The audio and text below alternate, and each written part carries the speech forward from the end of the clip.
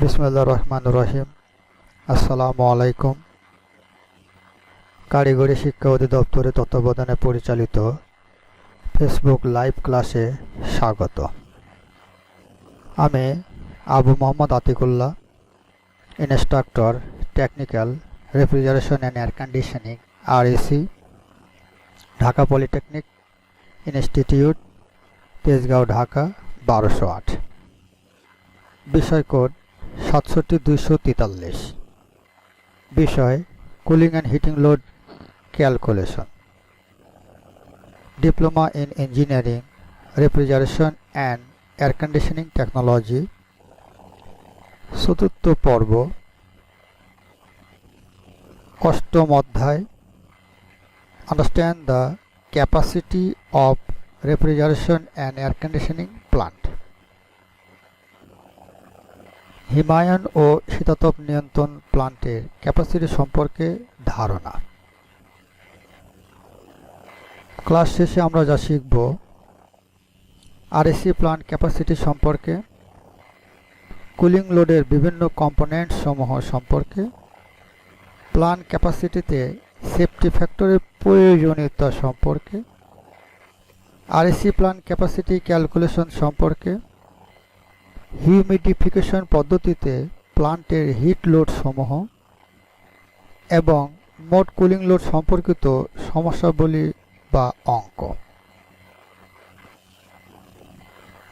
আজকের পাঠ: list the components of total cooling load for air conditioning, state the necessity of safety factor to calculate the plant capacity, describe the procedure of calculation of RAC plant capacity, describe the heat load estimation for humidification plant,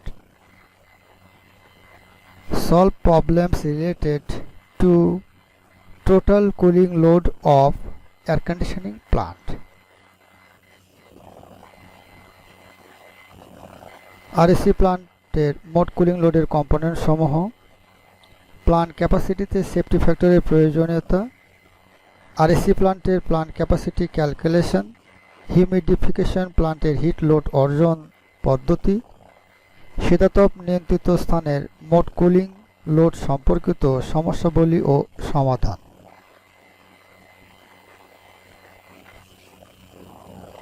ভূমিকা বা introduction. Refrigeration and air conditioning প্লান্টের ক্ষমতা বা capacity control একটি অতীব গুরুত্বপূর্ণ বিষয়।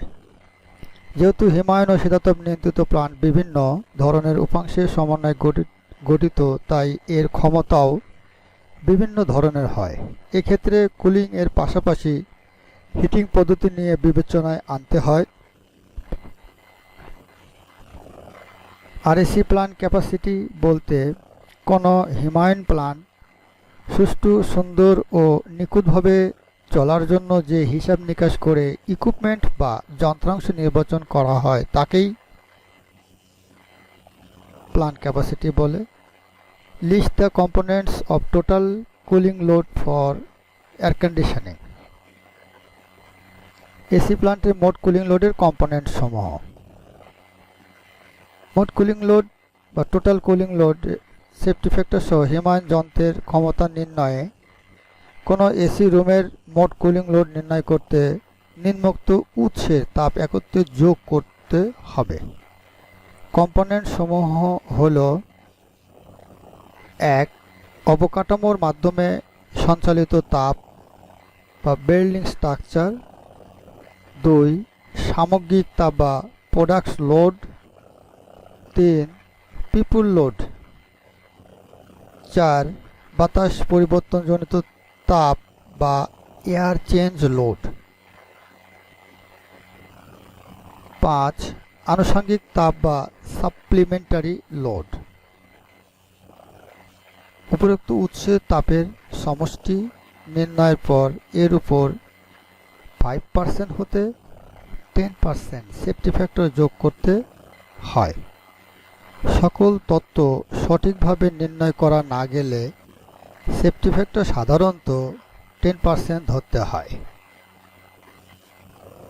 হিমায়ন যন্ত্র যাতে পিক লোড আওয়ারে এবং পূর্ণ শীতলীকরণ ক্ষমতায় চলতে পারে সেজন্য সেফটি ফ্যাক্টর যোগ করে যে পরিমাণ তাপ পাওয়া যায় তাকে 24 ঘন্টা দ্বারা গুণন করে হিমায়ন যন্ত্রের দৈনিক চালন সময় দ্বারা ভাগ করলে হিমায়ন যন্ত্রের ক্ষমতা পাওয়া যায়। সুতরাং হিমায়ন যন্ত্রের ক্ষমতা হল মোট কুলিং লোড কিলোওয়াট গুণন 24 ঘন্টা ভাগ ঈপ্সিত বা কাঙ্ক্ষিত হিমায়নের সময় বা ঘন্টায়, অথবা টন অফ রেফ্রিজারেশন বা টিআর হিমায়ন যন্ত্রের ক্ষমতা সমান মোট কুলিং লোড কিলোওয়াট ভাগ 3.516 কিলোওয়াট পার ton.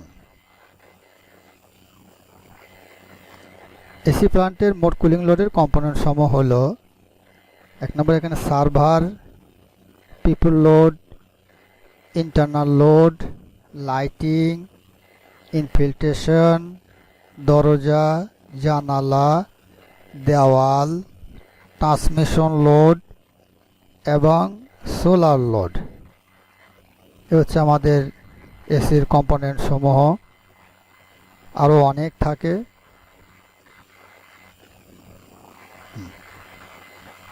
People, light, equipment, floor, exterior wall, glass, sun ray, infiltration, ventilation ইত্যাদি, partition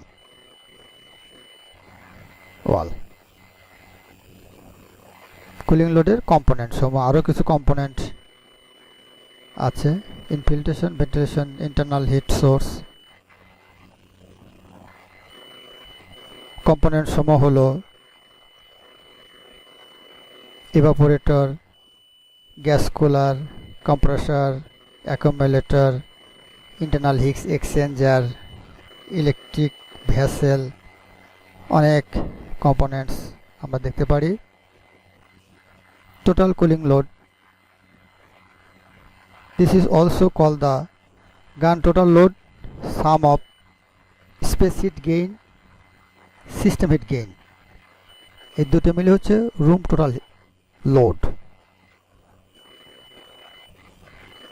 টোটাল কুলিং লোড হচ্ছে external heat gain, internal heat gain. এক্সটার্নালের মধ্যে আছে transmission, solar radiation, air ventilation. আর ইন্টারনালের মধ্যে আছে লাইটিং, ইকুইপমেন্ট, পিপল, যেটা আমরা আগে দেখিয়েছি। State the necessity of safety factor to calculate the plant capacity. Plant ক্যাপাসিটিতে সেফটি ফ্যাক্টরের প্রয়োজনীয়তা। বিভিন্ন ধরনের উৎস থেকে উজ্জিত তাপের সমষ্টি মোট কুলিং লোড বা টোটাল কুলিং লোড। সাধারণত মোট কুলিং লোডের সাথে আপৎকালীন সময়ের জন্য 5 থেকে 10% যোগ করা হয়। রেফ্রিজারেশন ও এয়ার কন্ডিশনিং প্লান্ট সঠিক ও সুষ্ঠুভাবে পরিচালনার জন্য সেফটি ফ্যাক্টর অবশ্যই ধরতে হয়। পিক লোড আওয়ারে প্লান্ট পরিচালনা করতে সেফটি ফ্যাক্টর বিশেষ ভূমিকা পালন করে। সেফটি ফ্যাক্টর না ধরলে পিক আওয়ারে প্লান্ট চলবে না। সঠিক মাত্রায় কার্যকরী পেতে হলে মোট লোডের উপর 10% সেফটি ফ্যাক্টর ধরতে হবে। Plant capacity, describe the procedure of calculation of refrigeration and air conditioning plant capacity। RAC প্লান্টের প্লান্ট ক্যাপাসিটি ক্যালকুলেশন। RAC প্লান্টের প্লান্ট ক্যাপাসিটি ক্যালকুলেশন নিম্নোক্তভাবে করা হয়। প্রথম, প্লান্টের মোট কুলিং লোড নির্ণয় করতে হবে। দ্বিতীয়ত, মোট কুলিং লোডের 10% সেফটি ফ্যাক্টর হিসেবে ধরতে হবে। অবশেষে হিমায়ন যন্ত্রের ক্যাপাসিটি নির্ণয় করতে হবে। RAC প্লান্টের প্লান্ট ক্যাপাসিটি ক্যালকুলেশন প্রথমে প্রয়োজন হবে হিট ট্রান্সমিশন পদ্ধতি সমূহ বের করা। প্রথমত, চার দেওয়ালের মাধ্যমে লোড বা ওয়াল লোড, ছাদের মাধ্যমে লোড বা রুফ লোড, মেঝের মাধ্যমে লোড বা ফ্লোর লোড, দরজা ও জানালার মাধ্যমে load, door and Windows load, product load, আলু, মাছ, মাংস, শাকসবজি ইত্যাদি, শ্বাস প্রশ্বাসজনিত বা রেসপিরেশন লোড, অনুপ্রবিষ্টজনিত বা বাতাসের লোড, এয়ার ইনফিল্ট্রেশন এবং এয়ার ভেন্টিলেশন। শ্রমিক লোড, মানুষের দেহ হতে নির্গত তাপ বা পিপুল লোড, বৈদ্যুতিক বাতির লোড বা lighting load, motor hit load, আনুষঙ্গিক সাপ্লিমেন্টারি বা অন্যান্য লোড, বাতাস পরিবর্তনজনিত লোড বা এয়ার চেঞ্জ লোড, বিকিরণজনিত লোড বা রেডিয়েশন। কাঠামোর মাধ্যমে সঞ্চালন এর সূত্র হলো কিউ ইকুয়াল টু ইউটিডি। কি হচ্ছে ওয়াট এককে মোট পরিবাহিত তাপের পরিমাণ, এ হচ্ছে কাঠামোর ক্ষেত্রফল বর্গ এককে, ইউ হচ্ছে watt per metre square kelvin এককে তাপ পরিবাহিতার গুণাঙ্ক, টিডি হচ্ছে কেলভিন এককে ভিতরে বাইরে বাতাসের তাপমাত্রার বিয়োগফল বা তাপমাত্রার পার্থক্য। বিকিরণজনিত তাপ সঞ্চালনের তাপের পরিমাণ হলো কিউ আর সমান কাঁচের ক্ষেত্রফল গুণন বিকিরণজনিত তাপের গুণাঙ্ক গুণন ডিএস ফ্যাক্টর। বায়ু চলন বা অনুপ্রবেশ লোড বা ventilation or infiltration load. Q সমান নিয়ন্ত্রিত রুমের মধ্যে প্রয়োজনীয় মুক্ত বাতাসের পরিমাণ লিটার পার সেকেন্ড গুণন প্রতি লিটার বাতাসের জন্য বৈদ্যুতিক তাপের পরিমাণ কিলো জুল পার লিটারে। অথবা কিউ সমান কক্ষে অবস্থানরত জনসংখ্যা গুণন 0.00354 metre cube per second per জন ভাগ মুক্ত বাতাসের আপেক্ষিক আয়তন metre cube per KG into del H. এখানে ডেল এইচ সমান হচ্ছে T2 - T1 তাপমাত্রার পার্থক্য বা টেম্পারেচার ডিফারেন্স। পিপল লোড বা জনসমাবেশ লোড। কিউ সমান হচ্ছে কক্ষে কর্মরত জনসংখ্যা গুণন ওয়াট এককে প্রত্যেকের শরীর হতে নির্গত তাপের পরিমাণ। সুতরাং এবং প্রোডাক্ট লোড হচ্ছে কিউ সমান এমসিটিডি ডিভাইডেড 24 × 3600 কিলোওয়াট। চিলিং লোড বা কিউসি সমান এমসিটিডি ভাগ চিলিং এর সময় সেকেন্ডে গুণন chilling rate factor. Chilling rate factor কীভাবে আনবো? 1/1.5 সমান হচ্ছে 0.67। সম্পূরক লোড বা সাপ্লিমেন্টারি লোড এর মধ্যে আছে লাইটিং লোড, মোটর লোড, অন্যান্য প্লাগ লোড বা সকেট লোড, যেটা দিয়ে আমাদের বিভিন্ন ইকুইপমেন্ট চলে সকেটের মাধ্যমে। এর মধ্যে হেয়ার ড্রায়ার আছে, কফি মেকার আছে, ব্লেন্ডার মেশিন আছে ইত্যাদি। অবশেষে ঈপ্সিত বা কাঙ্ক্ষিত শীতল হিমায়ন যন্ত্রের ক্ষমতা নিরূপণ করতে হবে। এই সূত্র দিয়ে হিমায়ন যন্ত্রের ক্ষমতা কিলোওয়াটে বের করতে হলে মোট কুলিং লোড কিলোওয়াট গুণন 24 ঘন্টা ভাগ ঈপ্সিত বা কাঙ্ক্ষিত শীতল সময় ঘন্টায়। এই সূত্র দিয়ে আমরা লোড বের করব। এরপর আমরা দেখি describe the hit load estimation for humidification plant. Humidification প্লান্টের হিট লোড অর্জন পদ্ধতি। ড্রাই বাল্ব তাপমাত্রায় পরিবর্তন বা ডিবিটি না করে জলীয় বাষ্প যুক্ত বা অ্যাড করার পদ্ধতিকে আর্দ্রকরণ বা হিউমিডিফিকেশন বলে। হিউমিডিফিকেশন দুইভাবে করা হয়, যেমন এক নম্বর হচ্ছে প্রত্যক্ষ পদ্ধতি বা ডাইরেক্ট মেথড এবং পরোক্ষ বা অপ্রত্যক্ষ পদ্ধতি বা ইনডাইরেক্ট মেথড। প্রত্যক্ষ পদ্ধতি কি জিনিস? এ ধরনের পদ্ধতিতে এয়ার কন্ডিশনিং স্থানে সম্পূর্ণরূপে শুকনাতি শুকনো কণার আকারে বা অটোমাইজড স্টেট পানি স্প্রে করা হয়। এটা খুব বেশি কার্যকর নয়। দুই নম্বর হচ্ছে পরোক্ষ বা অপ্রত্যক্ষ পদ্ধতি বা ইনডাইরেক্ট মেথড হলো এই পদ্ধতিতে এয়ার ওয়াশারের মাধ্যমে, আমরা ছবিগুলো একটু পরে দেখব, এয়ার কন্ডিশনিং প্লান্টে বাতাসে পানি প্রবেশ করানো বা সরবরাহ ব্যবস্থা থাকে। এটা খুব ইম্পর্টেন্ট। হিউমিডিফিকেশন প্লান্টের হিট লোড অর্জন পদ্ধতি, এটা আমরা সাইকোমেট্রিক চার্টের মাধ্যমে আমরা দেখি। H2 - H1 সমান সমান L into W1 - W2। L হচ্ছে TD1 বা ড্রাই বাল্ব তাপমাত্রায় বাষ্পীভবনের সুপ্ত তাপ মানে ল্যাটিন হিট, আর ফাই হচ্ছে আপেক্ষিক আর্দ্রতা যে পার্সেন্টেজ, W সমান স্পেসিফিক হিউমিডিটি, এইচ হচ্ছে এনথালপি। এটা একটা একই চার্ট। এখানে আমাদের আছে কুলিং অ্যান্ড হিউমিডিফিকেশন। কুলিং এবং হিউমিডিফিকেশনের সাইকোমেট্রিক চার্টের চিহ্ন হিটিং অ্যান্ড হিউমিডিফিকেশনের চিত্র।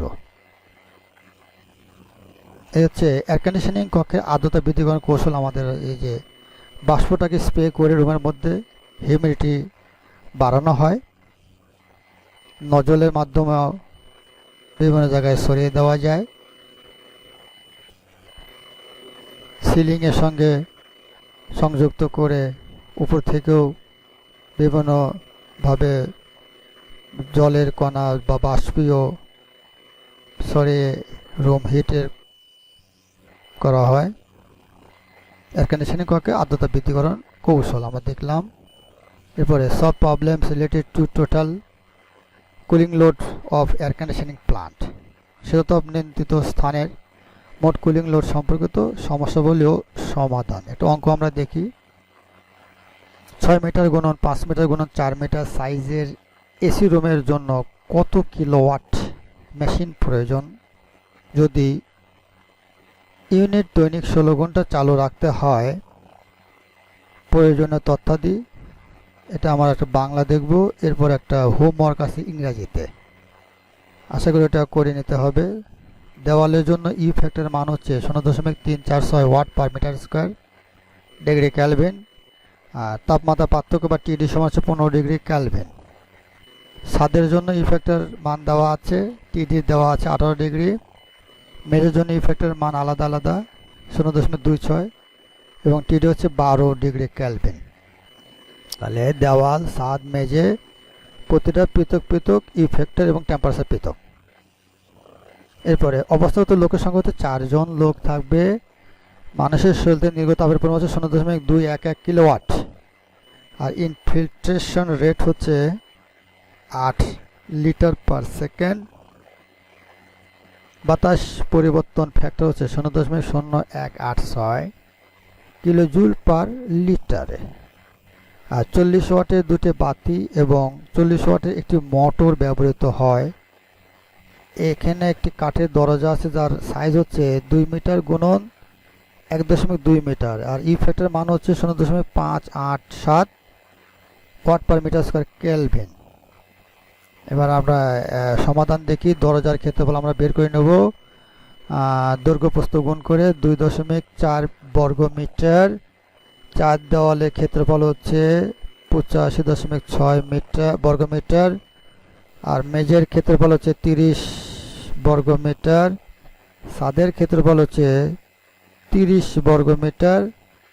1 নম্বর হচ্ছে কাঠামোর মাধ্যমে পূর্বে তাপের পরিমাণের সূত্র হচ্ছে কিউ সমান সমান AU/TD। সুতরাং দেওয়াল দ্বারা যেটা বের হবে এই সূত্র থেকে 444.26 কিলোওয়াট, দরজা দ্বারা 21.13 কিলোওয়াট, ছাদ দ্বারা 206.82 কিলোওয়াট। টোটালটা আমরা যোগ করি, মানে বের হবে 768.33 কিলোওয়াট। এরপরে 2 নম্বর হচ্ছে ইনফিল্ট্রেশন লোড। এখানে আমরা বের করবো হচ্ছে 1.488 কিলোওয়াটে। পিপুল লোড হচ্ছে 0.844 কিলোওয়াট।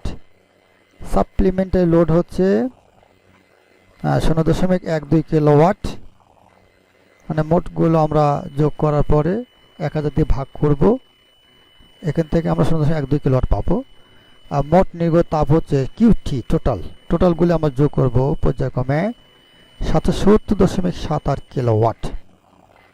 আর 10% সেফটি ফ্যাক্টর ধরতে হবে, এইটারই যোগ করলে 847.85 কিলোওয়াট। সুতরাং হিমায়ন যন্ত্রের ক্ষমতা সমান, এটাকে আমরা মান বসানোর পরে যেটা পাবো 1271.77 কিলোওয়াট। এ হচ্ছে আমাদের একটা অ্যান্সার। আর মেশিনের ক্যাপাসিটি বের করতে পারলাম। এরপরে বিভিন্ন ক্ষেত্রে ব্যবহৃত রুমের সাইজ অনুসারে বিভিন্ন টন ক্যাপাসিটি ব্যবহার করা হয়। অফিস বিল্ডিংয়ের জন্য এক্সটার্নাল জোন, এখানে হচ্ছে অ্যাপ্লিকেশন, এটা হচ্ছে required cooling capacity TR ton of refrigeration for 1000 square feet of floor area. এর জন্য কত টন লাগে? এখানে 25% গ্লাস হলে 3.5 টন, 50% গ্লাস হলে 4.5 টন, আর 75% যদি সব গ্লাস হয় তাহলে 5 টন লাগবে 1000 স্কোয়ার ফিটের জন্য, আর ইন্টারনাল জোন জন্য 2.8 টন। কম্পিউটার রুমের জন্য লাগবে 6 থেকে 12 টন এর ক্যাপাসিটি মেশিন দরকার। আর হোটেলের জন্য দরকার, বেডরুমের জন্য দরকার, সিঙ্গেল রুম হলে 0.6 টন পার রুম, আর ডাবল রুমে হলে পরে 1.0 টন পার রুম। এরপর রেস্টুরেন্টের জন্য 5 থেকে 9 টন। Department store,